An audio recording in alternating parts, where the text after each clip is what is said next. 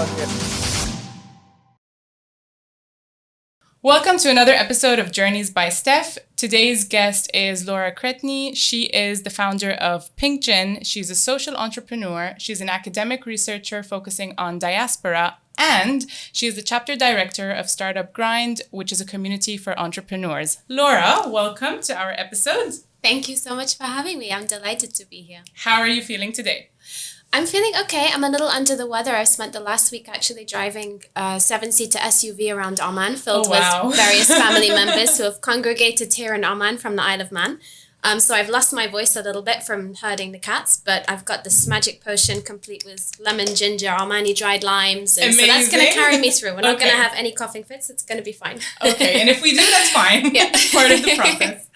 Well, Laura, as you know, the podcast is all about, creating this awareness and bringing each person's own intercultural journey to the table. So I know you have a lot to share today. So why don't you start by sharing your journey so far? Sure. Okay. So I'm from the Isle of Man, as I mentioned, which is a tiny island in the middle of the Irish Sea, home to around 80,000 people. So very, very small. I grew up on the island with very little exposure to other cultures. It's a very small place. It's literally in the middle of the ocean. So that kind of shaped, I think, my outlook on the world in a way. In a sense, it was quite limited because I had very limited exposure to the world outside of the island. But at the same time, I think that gave me a real drive to explore the world and to travel and experience other cultures. I think partly because I never really felt like I fully fitted in on the island. And so that kind of sparked something in me, a desire to travel further afield. And I spent a few summers when I was growing up on the island in Spain. A good friend of mine was Spanish, and so I learned Spanish, and I was living in her house over the summers with her family and having lunch with her grandma and going to, festivals and church and everything with them. And that was probably my first experience of a culture that was different to my own. Okay. And I loved it. And it kind of sparked this desire in me to do more, to experience more, to learn more. And I think actually my island is very culturally rich, and it's not something I necessarily appreciated growing up. In what way? I think having that sense of not really fitting in, and especially as a teenager as well, growing up somewhere very small, I think it's quite normal to kind of reject that culture that's kind of imposed on you. 100%. And actually the island itself, we have a very rich history and tradition and food and clothing and music, and we have our own language, which is more similar to like Irish Gaelic and Scottish Gaelic. Not that many people speak it. I don't think I've ever heard anyone speak that. So it's like a handful of families that live in the countryside on the island. There's one school that still teaches in Manx Gaelic, and it's kind of a dying language, which actually now I'm older, I can appreciate as a really sad thing that's dying out. But it's kind of completely over the top of my head when I was growing up. I was desperate to get off the island and travel and see the world. And so I went to university in the UK to study languages and politics. And so I continued studying Spanish, and I wanted to learn a new language. And at the time when I was deciding what to study, it was 2011. So politically, there was a lot happening in this region. Correct. And I decided very randomly, it was a really kind of rogue choice for someone from the Isle of Man to learn Arabic. And I thought I'll give it a go and see what happens. And I absolutely fell in love with the language. My first teachers were Yemeni, Palestinian, and Egyptian. So I had immediately an exposure to different cultures from the region. I fell in love with the language, was fascinated with the cultures of the region, and ended up focusing all of my politics studies on the Middle East. Okay. And that was what brought me to Oman 10 years ago. When I was studying Arabic, I spent a year abroad, half of it in Spain, and half of it here in Muscat. And again, just completely fell head over heels in love with Oman. And the last 10 years since, I've been finding any excuse to come back. Although my work has been focused kind of all over the Middle East, I've always gravitated back here to Oman. And so I've spent the last 10 years between here and the Isle of Man, with kind of 1 foot here and 1 foot there, which has had a huge impact on the way that I identify culturally and experience both of those places and cultures as well. I think actually being out here and my experience of the region has also in a way brought me closer to my Manx roots. In what way? I think when I go back now, I appreciate things about the island that I didn't appreciate growing up. And I also recognize that it's something that's unique about me, because there's not many people. I mean, there's only 80,000 people living on the island, and I'm sure none of them speak Arabic fluently. Very few. There are a couple few. that I know, including super randomly one of my best friends who I grew up with on the Isle of Man. We went to school together. She went off to study music and opera singing and ended up doing a PhD researching music in Syrian refugee camps in Jordan, and learned fluent Amani Arabic. Wow. And now she's back on the Isle of Man. So that is very random. Yeah. So yeah, in that sense, it kind of made me appreciate things about the island. But I think it also made me very aware of the world outside. And also of the power of small communities, both being on the Isle of Man and being here. I think something I was always grappling with when I went back was the fact that there was very little knowledge or understanding of the region where I grew up, which can lead to kind of stereotypes and preconceptions.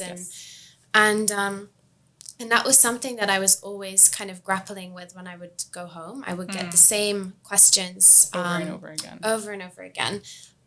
But when I would kind of bring back, I guess, ideas and cultural influences and even political causes, like I did a lot of work on the island with the community there to try and lobby the government to resettle a very small number of Syrian refugees as part of the UK's resettlement scheme.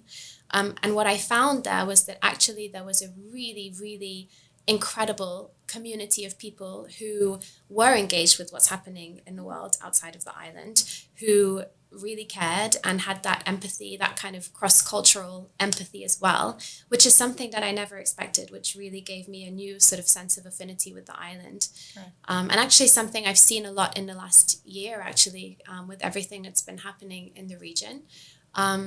Something I never expected is that actually among some of the really, really Manx people, like the really kind of Isle of Man, diehard, culturally Manx people, community, there's a very strong sense of solidarity with Palestine. And I think part of that comes from the Irish influences on the island and on our culture.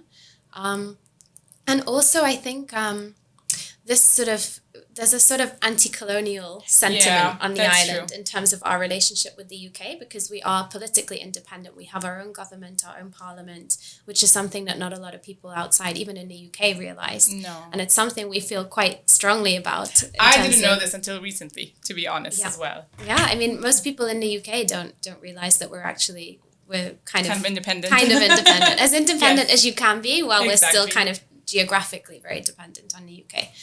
And so that's been really fascinating and really sparked my interest actually in understanding more about the history of the Isle of Man and that kind of struggle for our autonomy, our cultural autonomy, our political autonomy. And so it's been this really interesting kind of integration of different pieces of my identity. So Laura, it's such an interesting journey. But I want to circle back on a couple of points. One, you mentioned that you keep coming back to Muscat or this region. It's like 1 foot here, 1 foot in the Isle of Man. So why do you feel like you keep coming back here? Or what are maybe the similarities that you find between here and the Isle of Man? I mean, I think part of it is probably that Oman is the first place where I really experienced the region. And so I think it's been a really formative part of my journey, my intercultural journey. And so I think just also the time element of I've been coming in and out for 10 years. I've seen how the country has changed in that time. And I've really kind of built roots here, like put down roots here over time. But then there's part of me as well that just feels very kind of almost bizarrely at home here. I think part of it is maybe just on a practical level, we're by the sea, it's a small place, it's a very friendly place, everyone kind of knows everybody. That's true. Which can be good and can be bad. And so it reminds me of home in some ways. We also have in both places a very strong sense of where we came from, of our history, of the kind of traditions, the cultural heritage. And we know that they hold on to it a lot here as well. Exactly, yeah. And so that is a very important part of life here and there.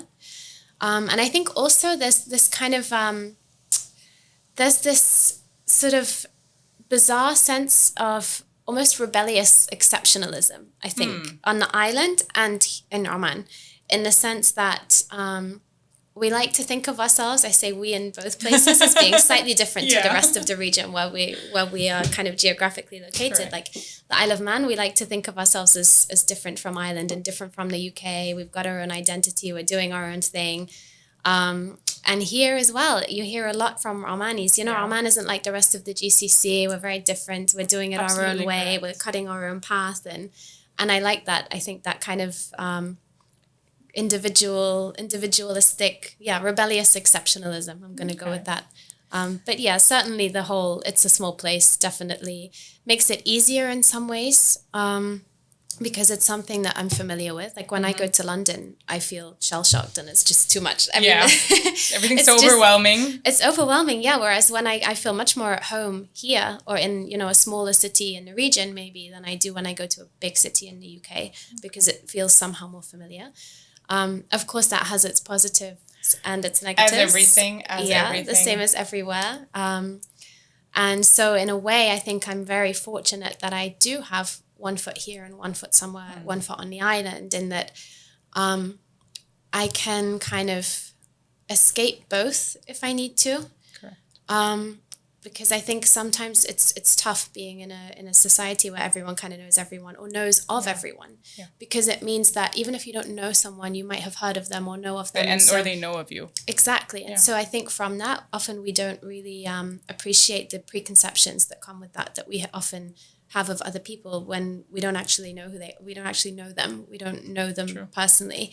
True. And so that's always something that I'm quite conscious to avoid in terms of the kind of bubbles, like professional and personal cliques and bubbles, which I see both here and on the Isle of Man. And so, that's definitely a similarity that I see. But then there's beautiful things about that as well. In terms of the things that you're able to build and achieve just by word of mouth here, because it is small, because you can get that momentum and you can kind of rally people behind something. Yeah. Which when it comes to things like, for example, the last year, like solidarity efforts with Palestine, it's amazing to see how the community comes together here and there. I've seen it. So things like that, kind of transcend the huge geographical distance. And then talking about that, you also mentioned your identity. And so where do you feel, so you don't feel fully from here, you don't feel fully from there, you've been around, and we'll get to Pink Gin in a bit. But how would you kind of identify what your identity is, or where do you belong as a person? Or if someone says, Laura, who are you? Then what would your answer be? I think our identity is always constantly changing, fluid and evolving, and should be. It's like a dynamic process rather than something that's static and that we can really, I think, define consistently. Mm-hmm. That's certainly been my experience anyway. I think over the years, I've often kind of compartmentalized my identity, and I think we all do this quite naturally. I think we show up differently in different spaces depending on the context, depending on the cultural context, depending on the people that we're around, depending on our positionality in that space. And so in the past, I think my identity has definitely been more kind of compartmentalized or separated, in that I am one piece of who I am on the Isle of Man or in the UK, and then I'm another piece of who I am here, and then I'm probably another piece of who I am online, where I'm connecting with people internationally. And I think over time, maybe it's just as we get older, and maybe I think acknowledging some of the kind of trickier parts of who you are and how we show up in the world, I think enables you to integrate those different identities in a way. And so that's kind of what I feel like I'm working towards. Okay. In terms of bringing those different pieces of my identity together. I think often it's people that we're around that really enable that, right? Like, that's true. if someone's shared a certain experience with you, like if you have someone who has a shared experience of the different pieces of your identity, you can show up more fully as all of those different pieces together. Correct. And that's a really healing thing, I think, to be able to have that outlet, and it helps you explore who you are as a whole and not just in these different contexts. I love that you're saying all this because, like, as you were talking, I was thinking of how it is true. We do show up in different situations with different identities. But I think the message behind this is also to sometimes have an open mind, because you never know what kind of experience might bring out something that's hidden within you that you probably didn't know that was there, right? Or didn't know that existed. And I think you also mentioned that a lot of people have an influence on who you are. Yes, people, experiences, when you put yourself in different situations, you kind of realize what you are. But then as you kind of grow older, you also start to choose. Like you start to choose what kind of identity you want to be in which situation, right? As we kind of go along, we're getting things in and we're kind of shaping ourselves or molding ourselves. But then with time, you kind of say, okay, so this is what I want to be here, and this is what I choose to be here, and this is where I want to bring out that side, and this is where I want to bring out the other side. And I think this is so important because then, yes, as you said, you show up for yourself first, and then eventually things just kind of, your identity kind of shapes itself. But from that, a lot of misconceptions can come up, a lot of judgments, stereotypes, biases. Was this ever something that you kind of experienced? Yeah, for sure. I think I have to start as well by acknowledging my own propensity for misconceptions and stereotypes. I think we all have that based on we're all a product of our upbringing, and I think as a Western woman, I definitely experience certain stereotypes here in the region. I think there's misconceptions in both places. Yeah, misconceptions of me in both places. I mean, so for example, in the West, like in the UK, I've had a lot of people ask me questions like, "Oh, what's it like being a woman working in the Middle East?" And there's this assumption that the situation is very different and I must not be able to get anything done because I'm a woman and I must be subject to.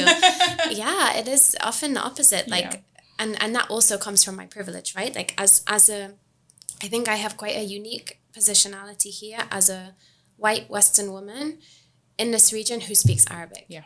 Because people don't expect that from me as well. True. Like people don't expect Westerners to speak Arabic and this is like a kind of post-colonial arrogant Brit thing as well. Like we don't need to speak other languages because everyone speaks English anyway, is that everybody speaks English. And so when I start speaking Arabic to people, often they're very surprised and very taken aback. And they don't expect it.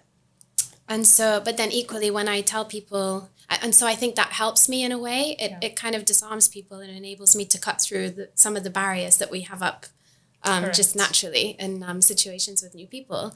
But then equally when I'm back in the West and people ask me and I tell them, oh, actually it's fine and it makes it somewhat easier and I'm doing this and this and this and that.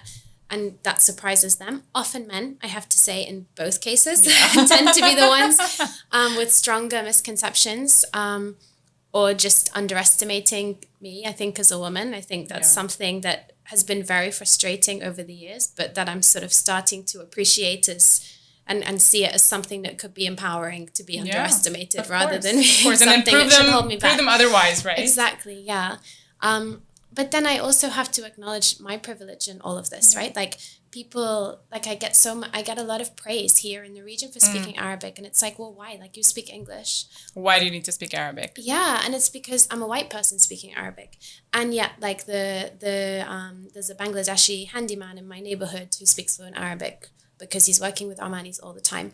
Or like the Filipina housemaid who comes and cleans my house. She speaks fluent Arabic. Wow. And these people have just learned it through being here, through working here.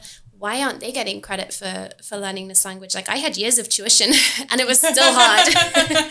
And so I think sometimes like that's a misconception that comes from my privilege. And so I have to kind of acknowledge that that as much as there are frustrations with being a woman anywhere in terms of the misconceptions and the kind of the ways that people underestimate you, I've also been able to have the experience that I've had because of my positionality.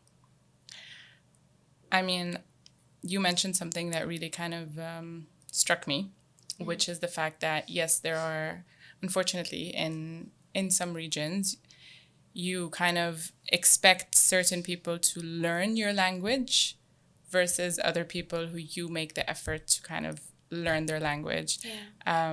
And I'm not sure if, yes, colonization might have played a role in that, or the positioning of a lot of certain countries.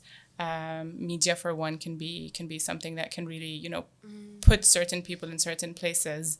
And I also think that all of this kind of has a very big impact on certain people or certain cultures that sometimes they don't know their worth because of their positioning in this world. Obviously, it's very sad, but it's also very important that you're somehow aware of all of this, and you're not... Let's say you're using it to your advantage, right? In a positive way, and you're not abusing your positioning in that way. Yeah, I think it's it's something I think I'm quite hyper aware of. I think also just through some of the work that I've done and through engaging with some of these kinds of issues through my research, and just my general experience in the region over the last few years. I think I'm very, very aware of my privilege here. I don't take it for granted. Or, I probably do. I think we all do at times without realizing, but I'm at least trying to be aware of the ways that I'm taking it for granted. Or being empathetic throughout the situation, right? Definitely, I mean, you can't change who you are. You can't change history. You can't change the fact that this is who you are. But at the same time, you can also be conscious enough not to treat people any differently, I would say, right? Use it to your advantage, but don't underestimate others. Yeah, and it comes with a huge sense of responsibility, or I think it should. And I think I feel that responsibility in terms of the way that I show up, the way that I engage, and even just around the experience and the education that I've had and the knowledge that I have that a lot of people where I'm from don't have, in a way that puts a responsibility on me to challenge some of those narratives where I come from. And I think we've seen that especially the last year, in that, unfortunately, it's often the complacency of people that enable systems of oppression and injustice to continue, as opposed to, the people at the top who are actively perpetrating these things. And I certainly feel the responsibility as a white person in this region to engage with what's happening in a certain way. And to do something, to be active, regardless even if it's just bringing awareness, right? Exactly. Sometimes this is very important as well. Yeah, but I think having that, once you acknowledge that responsibility, it's a deeply uncomfortable process. Of course. Because then you have to grapple with your with the ways that you've benefited from systems of oppression as a result of your privilege. And that comes with a lot of guilt. And that's something, guilt and pain and shame and anger and all of these different things, which are very hard emotions to sit with. And also not necessarily something that I can really talk to a lot of people here about, because obviously my experience is nothing compared to a Palestinian person or a Lebanese person who's experiencing what's happening at the moment. But at the same time, if I still feel like I have to engage, but I can understand why, for a lot of people, especially people in the West who maybe don't have any kind of a personal connection to what's happening, it's much easier to just shut it off and continue. Of course. Because you can't, because you don't know, change it. Yeah. Really, you can't change it as an individual. And you have to kind of really face yourself and deal with some of these really, really complicated questions and around your privilege and your positionality. And so I can see why for a lot of people it's easier to shut down and get on with their lives. 100%. But at the same time, I think for me anyway, like with the experience that I've had being based here, with the relationships that I have with people who have been who are being directly affected by what's happening. And this is what's happening now is just one example, but this is of course, there's so many different things happening all around the world, right? Yeah, I think it's something that I'm very aware of and that I don't take lightly, but it's not always straightforward. I think as well, if you are engaging with these kinds of things, you have to just accept on some level that you're not going to get it right all the time. No. And that's really hard to accept, especially now where, there's cancel culture and we feel this pressure to show up perfectly all the time. And actually with some of these questions where we're literally deconstructing our history, like the history that we've been taught and our place in the world, that's a really complex process and we're not going to get it right all the time, and being wrong is very uncomfortable. It is. But I think if you're engaging meaningfully, it's inevitable. It's impossible to avoid. I mean, in the end of the day, there are certain things that we can't change, right? And it's always harder when you put yourself in an uncomfortable position. It's always harder when you're aware, and that's why self-awareness is also very important, right? The more you're aware of yourself, the more you need to work on yourself, and the more you need to work on yourself, the harder it gets, because that's where you're kind of really peeling certain layers of yourself, right? So that's why, I don't know, they say ignorance is a bliss. I think it's so true. Totally. Because when you really don't know what's going on, it's much easier to say, you know what, I don't know, I don't need to get engaged. But as soon as you kind of have that sense of curiosity, or as soon as you're exposed to something like that and you start understanding, then all those questions seem to come up. And when all those questions seem to come up, all those emotions come up with them, right? And then kind of worms. Crazy. But I think there are a lot of people in the same situation. And I think I would just say, don't be too hard on yourself, if that makes sense. Yeah, I mean, same for all of us. And I think we're all in the same bubble somehow, right? And I think it's even it's even harder for people from the region who are, let's say, away from their homes, still living their life and going about their daily, activities while not being able to do much, or not even being able to go back to their own country. Unfortunately, the situation just kind of enforces itself on you. But having someone probably like you, a lot of people would definitely feel more connected. They would feel that, oh, there's someone who at least understands us, or there's someone from another region who can empathize with us. And I think sometimes people just need that. They don't need more than that, right? Sometimes people just need someone to understand them, even if they really can't do anything about it. Because I think a lot of what's going on now is a lot of people are also frustrated, and a lot of people keep posting on social media just to really kind of create that awareness for the external world. To feel like we're doing something as well.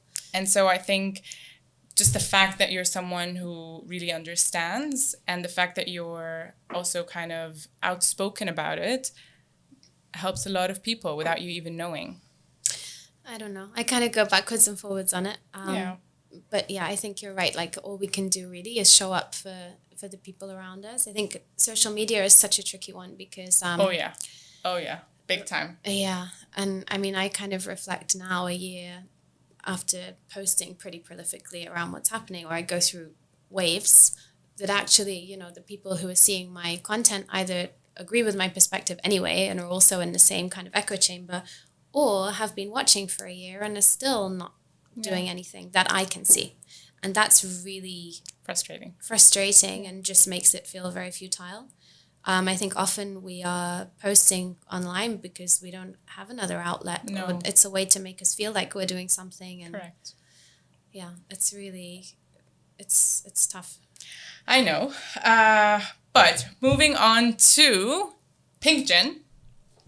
Can you maybe tell us a bit more about it and what was the inspiration behind it?